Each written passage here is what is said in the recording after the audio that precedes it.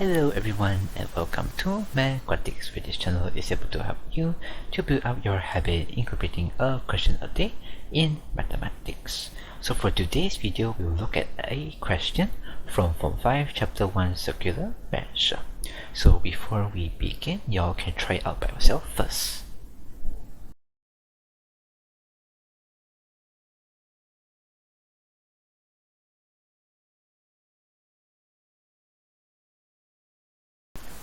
So by looking at the question, and for part A, what we can highlight is this part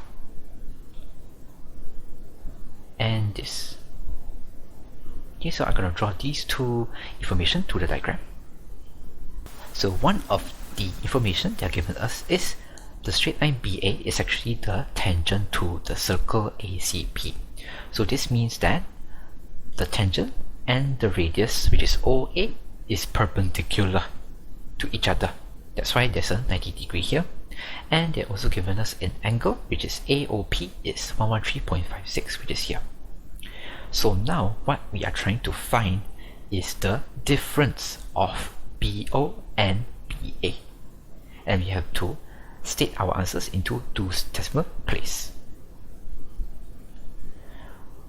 So BA and BO is these two lines. And if you notice, they are the two lines from this right angle triangle. So the easiest way to help us find these two lengths will be using trigonometry. So what we need now is these two information, the length OA and the angle of AOB. And using trigonometry, we can find these two lengths, AB and OB. So as you realize, for AO, it is actually the radius for the circle with center O. And they are given us the arc length and the angle. So actually they are hinting us that we can use S equals to R theta to help us find our OA. So before that, we need to convert the 113.56 into radian first. So here remember that the pi you use needs to be 3.142, is not the pi in the calculator, because it will produce different results. So we'll get 1.9823 radian, and make sure it is in 4 decimal place. And now we can use the formula. So your radius, you will get 2.398 cm. And for the angle AOB, it's actually even easier, because we can use 180 and minus out the 113.56. So now we can use the trigonometry way to find the sides AB and BO.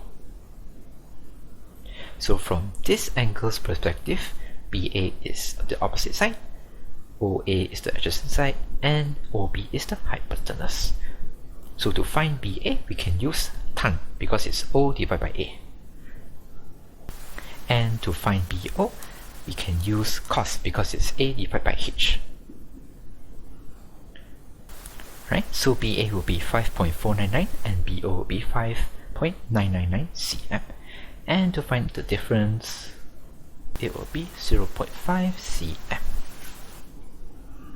Moving on to part B, now we are trying to find the area of the shaded region.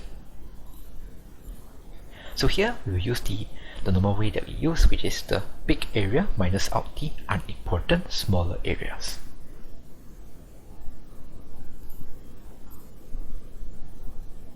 So for the bigger area, we can consider the semicircle CAP. So for the unimportant parts, we don't have a formula to calculate the whole area, so we need to split it into parts. So we can split it into this way. So we can calculate the area of the sector with this area, and also we minus out this part, the upper area as well.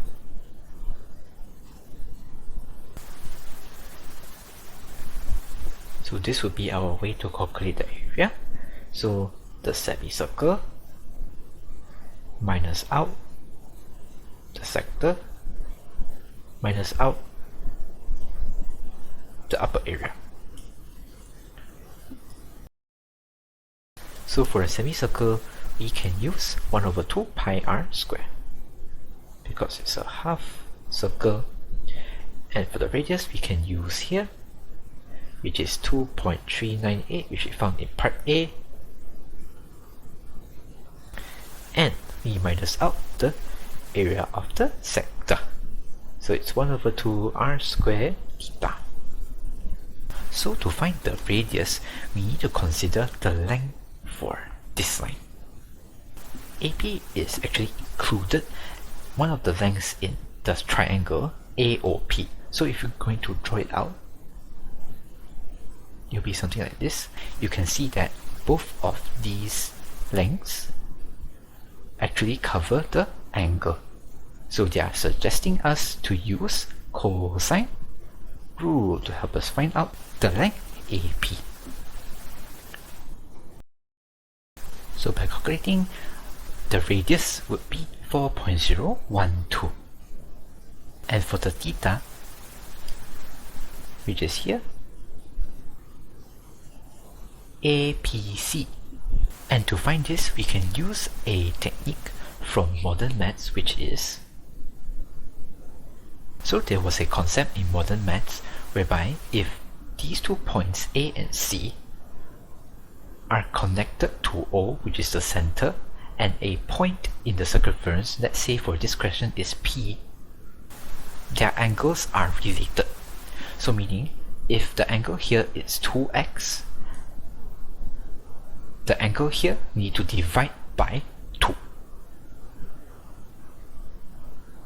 So just now, in part A, you already found this angle, which is 66.44.